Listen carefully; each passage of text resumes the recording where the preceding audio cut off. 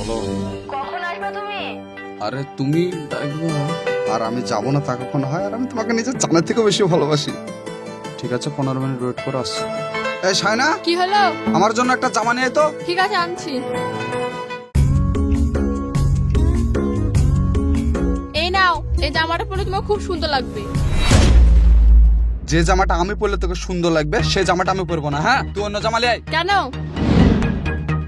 কেন মানে? তুই নিজেই তো নোংরা হয়ে থাকিস, আর আমার পছন্দ অপছন্দ তুই কি করে বুঝবি? সর তোর সামনে থেকে। তাহলে কোন জামাটা আনবো ঘর থেকে?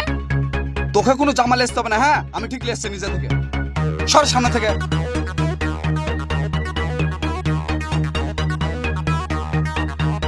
দাঁড়াও, তোমার সাথে আমার কথা আছে। বল, কি বলবি? আমি এমন কি করেছি তাই তুমি আমার উপর অত্যাচার করো? এই কথাটা আমি যখন বসেছিলাম তখন তো বলতে পারতিস। তোকে আমি কতবার বলেছি যে আমি যখন বাড়ি থেকে বেরোবো পেছন থেকে তুই ডাকবি না? আমার কথা তোর কানে যায় না? হ্যাঁ, আমি কি করলাম তাই তুমি আমাকে মারলা? আমার এখন কাজ আছে, আমি এসে তোর ব্যবস্থা নিচ্ছি। দাঁড়া।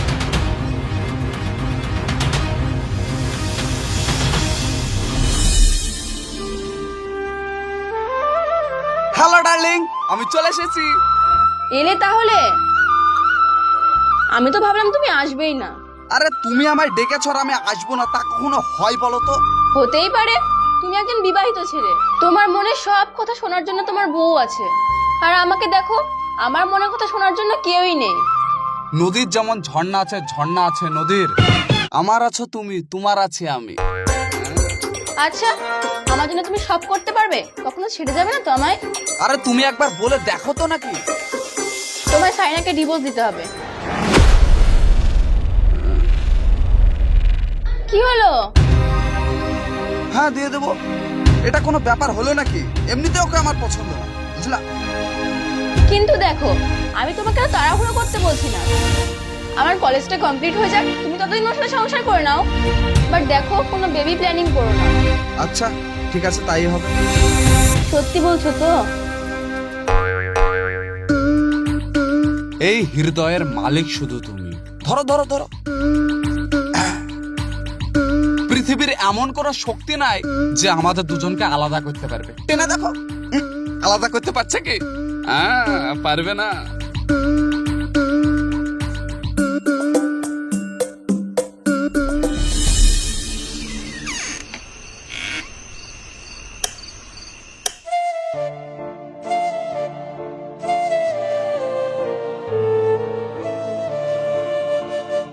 তুমি প্রত্যেকদিন রাত করে বাড়ি আসো কেন? আমার জেগে থাকতে ভালো লাগে না। তোকে কে জেগে থাকতে বলে? তুই চুপচাপ ঘুমিয়ে পড়বি? তোকে আমার জন্য অপেক্ষা করতে বলে? আমি শুয়ে পড়লে তোমাকে এত রাতে খাইতে গিয়ে দিবে? আমার হাতে পোলিও হয়ে গেছে যে আমি খেতে পারবো না? আমি ঠিক খুলে খেয়ে নেবো। খুলে খাওয়া তো আমাকে বিয়ে করেছো কেন তুমি? আমার জীবনে সব থেকে বড় যদি ভুল থাকে সেটা হচ্ছে ঐতিহাসিক ভুল, তোর মতো নাবালিকাকে বিয়ে করা। আমি তোমার কোন চাহিদা মিটাইনি তাই তুমি আমার উপর এত অত্যাচার করো? এখানে চাহিদার ব্যাপার আসছে না। হ্যাঁ, এখানে মনের সঙ্গে মনের মিলনের কথা আসছে। আমি যে তোমার কাছে কবে স্ত্রীর মর্যাদা পাবো? এই জগতের জীবনে পাবি না তুই। সর, রাত্রেবেলা বেশি বকবক করিস না, ঘুমা।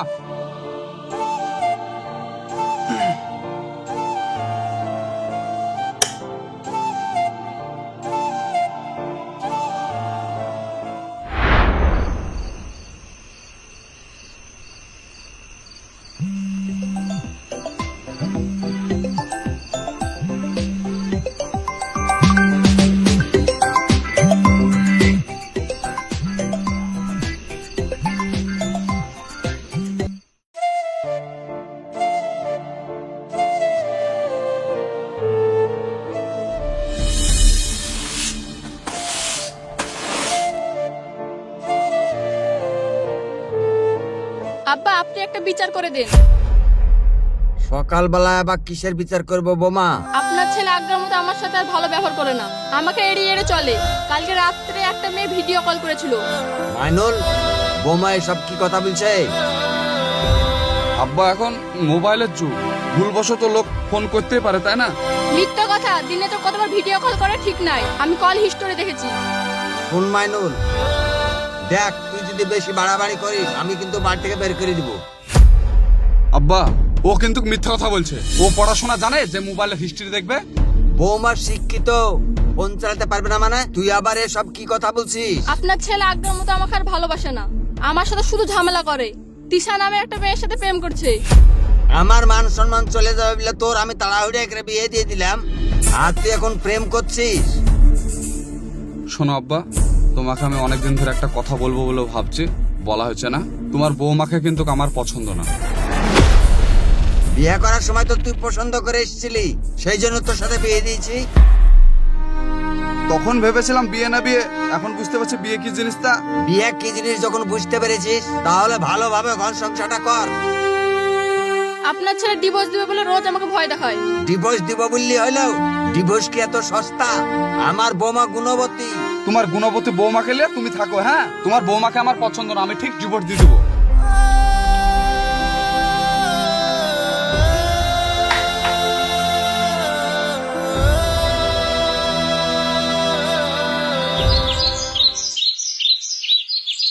আরে মুর্শিদ, চা খাওয়া হলো? চল, আমার লেট হয়ে যাচ্ছে, মোটরসাইকেল করে রেখে আয়। তুই চা খাবি না? না না না, আমি চা খাবো না, আমার খুব তাড়াতাড়ি আছে রে ভাই। দাঁড়া, হয়ে গেছে। গাড়িতে তেল আছে তো ফুল ট্যাঙ্কি? তেল থাকবে না মানে?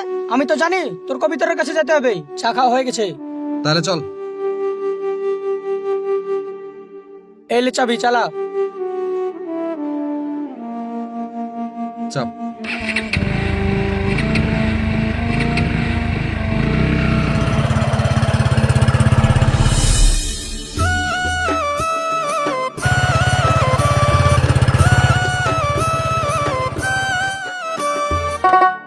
তুই গাড়িটা নিয়ে চলে যা। ঠিক আছে। বলো তৃষা। কাল রাতে তোমাকে ভিডিও কল করলাম, রিসিভ তো করলে না। বউকে দিয়ে রিসিভ করালে কেন?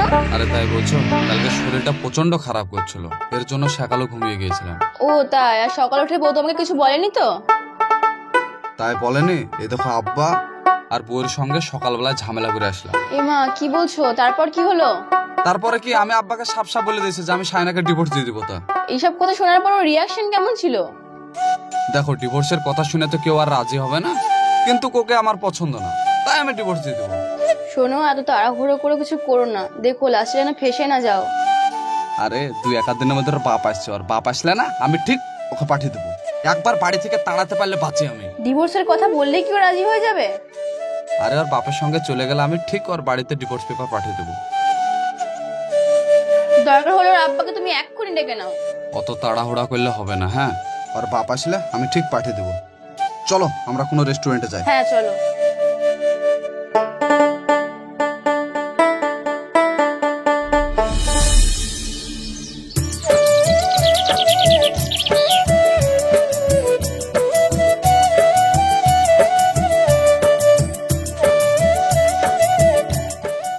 সানা, কই তুই?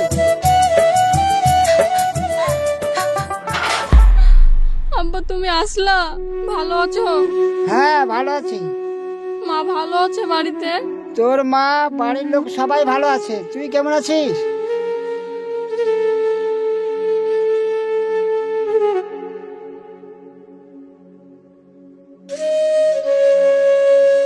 কই রে, কিছুই তো বলছিস না রে মা?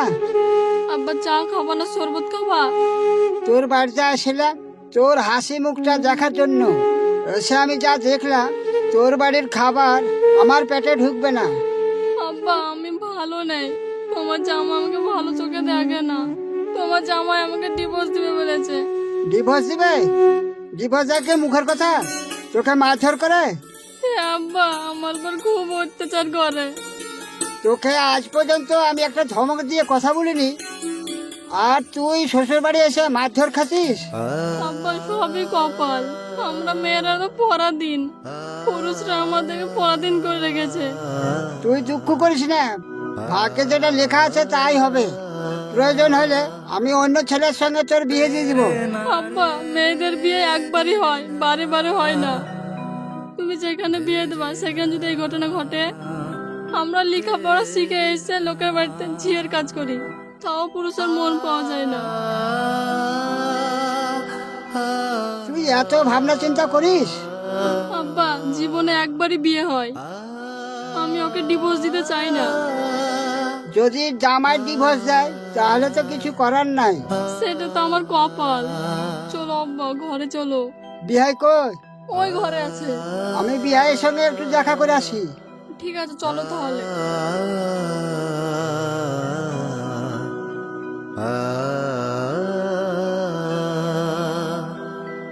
কই রে আফজাল? এই আফজাল, বেরিয়ে আয়। আরে বিহাই, কখন আসলে গো? এসেছি অনেকক্ষণ আগে। দিয়ে সব ভালো? হ্যাঁ, ভালো আছি। দেখ, তুই আমার বন্ধু, তোর ভরসাতে আমি মেয়েটার বিয়ে দিলাম, আমার মেয়েটা সুখে থাকবে বলে। আরে ভাই, সুখী তো ছিল গো। এই কদিন থেকে আমার ছেলে মাঝে সাঝে বোমার সাথে ঝামেলা করছে। আমি যাতে বলছি ডাইনে, ছেলে চলে যাচ্ছে পাই। আমি ছেলের বলে পাচ্ছি না গো। তুই তো বাড়ির গার্জেন, তুই তো ছেলেকে শাসন করতে পারিস। আরে শাসন করি না মানে, আমি ছেলেকে বলে দিয়েছি ছেলে যদি বোমাকে ডিভোর্স দেয় তাহলে আমি কান ধরে হিড় হিড় করে বাড়ি থেকে বার করে দেবো। আমার নাম আফজাল। ডিভোর্স দেবে মানে? ডিভোর্স দেওয়া তো মুখের কথা না। আর এখান থেকে আমি ছাড়পাড় করে অন্য জায়গায় আমি বিয়ে দিই, সে জায়গায় যদি এরকম হয় তাহলে আমার কি হবে বলতো?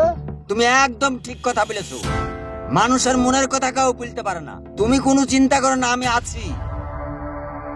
আফজাল, তোর হাত ধরে আমি ভুলে যাচ্ছি। আমি বড় আশা করে তোর বাড়িতে মেয়েটাকে আমি দিয়েছি, আমার মেয়েটা তোর বাড়িতে সুখে থাকবে বলে। তুই যেন আমার মেয়েটাকে অত্যাচার করিস না, একটু সুখে রাখিস।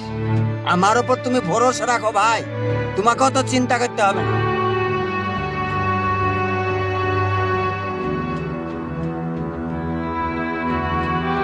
এই চলে মা, টাকাটা রাখ, কিছু কিনে খাস।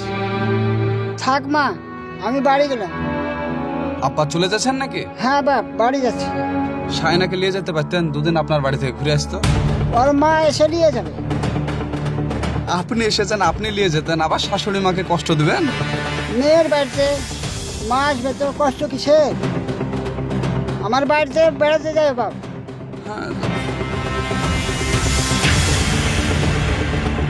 এই, তোর বাপের সাথে চলে যেতে পারলি না কেন?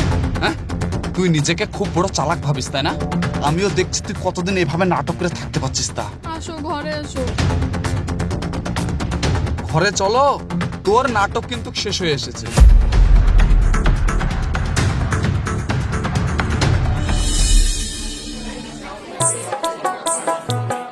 শাড়িগুলো তো ভালো লাগছে।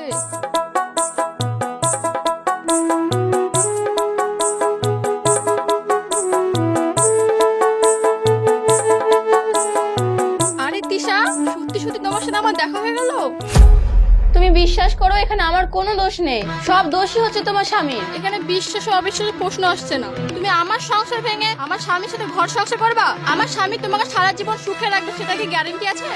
তোমার স্বামী বলে যে সে তোমাকে নিয়ে সুখী না, এখানে আমার কিচ্ছু করার নেই। সুখী হবে কেন? তোমাদের মতো কাল লাগতে থাকলে জীবনে সুখ হবে না। তোমার যা ভাবার ভাবো, আমার কিচ্ছু করার নেই। সরি, আমি ভাবছি না, তুমি আমাকে ভাবাছো। মেয়েদের চোখের জলে দাম আছে। তুমি কোনদিন সুখী হবে না আমার কান দিয়ে।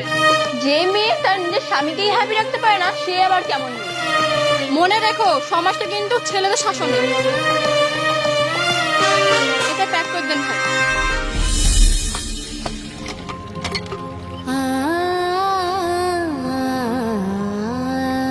ওরে, এ ধর, কি এটা? এটা হচ্ছে ডিভোর্স লেটার। হ্যাঁ, এটা হাতে ধরো, কুরকুর কুরকুর করে আমার বাড়ি থেকে বেরে চলে যাও। আমি তোমার জন্য কি করিনি তাই তুমি এত বড় কাজ করলা? দেখ, মানুষের রুচিবোধ বলে একটা জিনিস আছে, আর এমনিতে তোকে আমার পছন্দ না। বিয়েটা কি পুতুল খেলা? যখন খুশি বিয়ে করবা, যখন খুশি ছেড়ে দিবা। ডিভোর্স লেটার যেমন হাতে পেয়েছি, আমি চলে যাব। যাওয়ার আগে তোমাকে আমি একটা কথা বলে যেতে চাই। যা বলবে তাড়াতাড়ি বল। তুমি তো একদিন বাবা হবা, তোমার মেয়ের সাথে যদি এরকম ঘটনা ঘটে তাহলে তুমি কি করবা? তখন দেখা যাবে। তুই এখন বাড়া আমার বাড়ি থেকে। আমি তো চলে যাবই।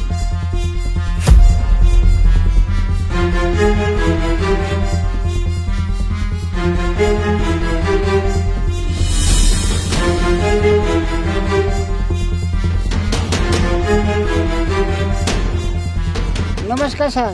নমস্কার, কি সমস্যা আপনাদের?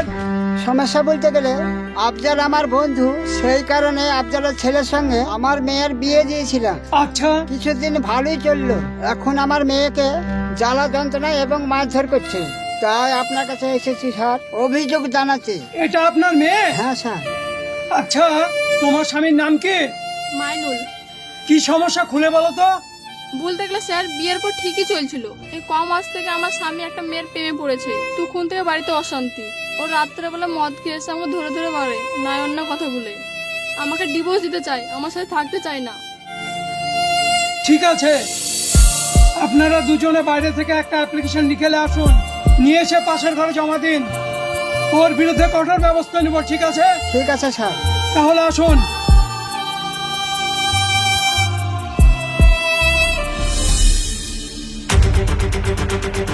মুর্শিদ, আমার বাড়িতে দুবার পুলিশ এসেছিল রে। আমি সকাল থেকে পালে পালে বেড়াচ্ছি, কি করব ঠিক পাচ্ছি না। তুই তো প্রথমে একটা জিনিস ভুল করে ফেলেছিস। কি জিনিস ভুল করেছি? এই ডিভোর্সটা তোকে মিউচুয়াল ডিভোর্স করতে হতো, উভয় পক্ষের লোককে ডেকে ডিভোর্সটা করে নিতে হতো। তৃষা এত তাড়াতাড়ি করছিল না, ওর জন্যই তো আমি ডিভোর্সটা তাড়াতাড়ি করলাম। আর তুই তো দেলমোরের টাকা মিটাস নেই, আর দেলমোরের টাকা যদি তুই না মিটাস তোর বাড়িতে তো পুলিশ আসবেই। ভাই, তাহলে আমাকে যে কোনো একটা উপায় বার করে দে। উপায় আছে একটা বন্ধু। কি? উভয় পক্ষের লোককে ডেকে মিটিংটা সেরে ফেলতে হবে, জানে পুলিশ ধরার আগে। 15 লাখ টাকা? 15 লাখ টাকা আমি কোথায় পাবো বলতো? আর আব্বারও খেয়ে দে কাজে না, 15 লাখ টাকা কেউ দেন মোর বাধা বলতো। শুন, মেয়েদের হচ্ছে ওই দেলমোরের টাকাটাই সম্বল। আর একটা মেয়ের সম্মানের চেয়ে 15 লাখ টাকা খুব একটা বেশি না, তোকে দেলমোরের টাকা দিতে হবেই, এর কোনো মাপ নাই। এই তৃষা আমাকে বলেছিল যে সায়নাকে ডিভোর্স দিলে ও কিন্তু আমাকে একটা মোটা অঙ্কের টাকা দিবে। তাহলে তুই এখানে বসে কি করছিস? তুই তিশার কাছে যা 15 লাখ টাকা নিয়ে ওদেরকে দিয়ে দে, তাহলে তো ঝামেলা মিটে যায়। ঠিক আছে, চল না আমার সঙ্গে। চল, আমাকে একটু বাড়ি যেতে হবে। হ্যাঁ,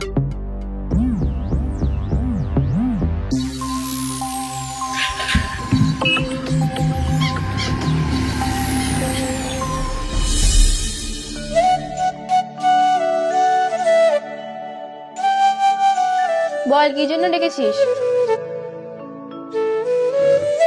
তুই বলেছিলি যে সায়নার সঙ্গে ডিভোর্স হয়ে গেলে আমাকে একটা মোটা অঙ্কের টাকা দেবে দেনমোহর মেটানোর জন্য। তোর টাকাটা কবে দিবি বল? হ্যাঁ আমি বলেছিলাম, কিন্তু এই মুহূর্তে আমি তোমাকে কোনো টাকা দিতে পারবো না। কেন টাকা দিতে পারবি না? আর শুধু টাকা নয়, আমি তোমাকে বিয়েও করতে পারবো না। কি বলছো তুমি? আরে তোমার জন্য আমি সায়নাকে ডিভোর্স দিলাম, তার উপর আমি কত অত্যাচার করলাম, আর তুমি এই সব কথা বলছো এখন? তিশা, তুমি কিন্তু খুব ভুল কাজ করছো। তুমি একটা সুন্দর সংসার ভেঙে দিয়েছো, আর এখন বলছো বিয়ে করতে পারবো না। এটা কিরকম কথা বলছো তুমি? হ্যাঁ আমি ঠিক বলছি। যে ছেলেটা তার নিজের বিবাহিত স্ত্রীকে ডিভোর্স দিতে পারে, কি গ্যারান্টি সে বিয়ের পরে আমাকে ছেড়ে দেবে না? আরে তুমি এখন এই সব কথা বলছো কেন গো? আগে তো তুমি এই সব কথা বলো না। তোমার জন্য আমি সোনার সংসার নষ্ট করলাম, আর এখন তুমি আমাকে নীতি বাক্য শোনাচ্ছো? হ্যাঁ আমি ঠিকই বলছি। সেদিন সাথে সাথে আমার শপিং মলে দেখা হয়েছিল, তার সাথে কথাবার্তা বলে আমি যা বুঝলাম, আমি যেটা করছি সেটা খুব বড় অন্যায় করছি। আমি একটা মেয়ে হয়ে আমার করাটা উচিত না। সায়নার সঙ্গে তোমার শপিং মলে কথা হয়েছে, এই কথা কই তুমি আমাকে আগে বলনি? বলার প্রয়োজনও মনে করিনি। বলার প্রয়োজন মনে করে নি মানে?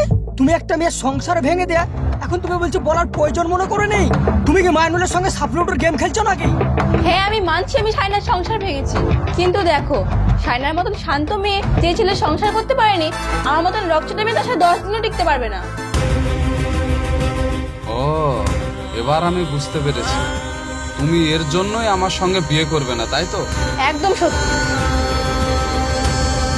তুই আমার সঙ্গে না বিশ্বাসঘাতকতা করলি। ঠিক তুমি যেমন সায়নার সঙ্গে করেছো।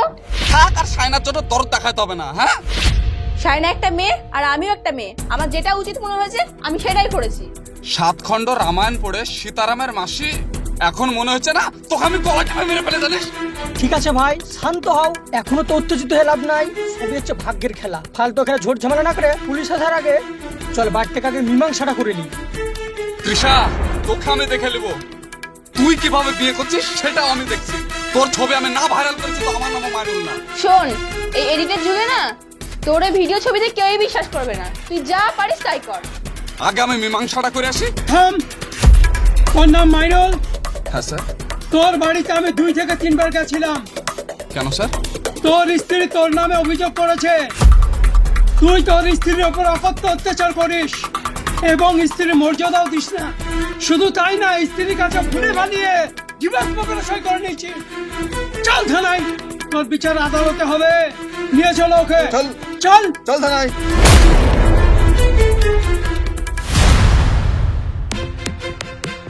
আব্বা, আব্বা আমাকে বাঁচাও আব্বা।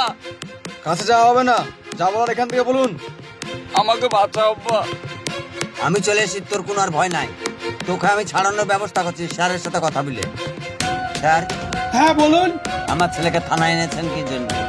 দেখুন, আপনার বৌমা আমার কাছে এসে এফআইআর করেছে আপনার ছেলের নামে। আর দুই পক্ষই দেখাশোনা করে তো বিয়েটা হয়েছে। শুনুন, আমি মেয়ের সমস্ত নথিপত্র চেক করে দেখলাম, মেয়ের এখনো বয়স পৌঁছেনি, তবুও আপনারা বিয়ে দিয়েছেন। এটা চরম অপরাধ করেছেন। তাছাড়া আপনার ছেলে আপনার বৌমায়ের উপর অকথ্য অত্যাচার করে, এছাড়াও শুনলাম পরকীয়াও করে। দেখুন, আপনার ছেলে পক্সো আইনে 2 লক্ষ টাকা জরিমানা এবং জেলও হবে। আপনার ছেলে এফআইআর রেজিস্টার হয়ে গেছে। আমি 24 ঘন্টার মধ্যে আপনার ছেলেকে আদালতে রেফার করব। সেখানে যা করবার করবেন, ঠিক আছে? স্যার, আমরা উভয় পক্ষেই মীমাংসা করে নিতাম, একটা সুযোগ দিলে হয় না? দেখুন, এই মুহূর্তে আমি কিছু করতে পারবো না, তার কারণ এফআইআর যখন হয়ে গেছে তখন আপনারা কোর্টে গিয়ে মীমাংসা করেন, ঠিক আছে? আপনি এখন আসতে পারেন। আব্বা, আব্বা আমাকে বাঁচাও আব্বা। আর কতক্ষণ এর ভিতরে থাকবো? যা বলা দূর থেকে বলুন। শোন, তুই অত ভয় করিস নে, আমি বাইরে গিয়ে ভালো উকিল ধরে তোকে জামিনের ব্যবস্থা করছি। আমি আর থাকতে পারছি না আব্বা। আরে তুই শান্ত হ, বাকিটা দেখছি আমি। আব্বা,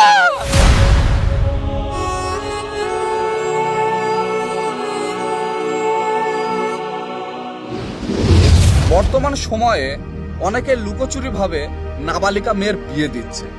কিছুদিন সংসার করার পর তাদের মধ্যে যে কোনো একটা জিনিস নিয়ে ঝামেলা সৃষ্টি হচ্ছে এবং এই সুযোগে কিছু মেয়ের বাবা মা নাবালিকা মেয়ে বলে সুযোগের সদ্ব্যবহার করছে। তাই আপনাদের বলছি, প্রাপ্ত বয়স হলে বিয়ে করবে, কারণ একটা নাবালিকা মেয়েকে বিয়ে করা মানে আইনত দণ্ডনীয় অপরাধ। সো ভালো থাকবেন, সুস্থ থাকবেন। দেখা হচ্ছে আপনাদের সঙ্গে আবার নেক্সট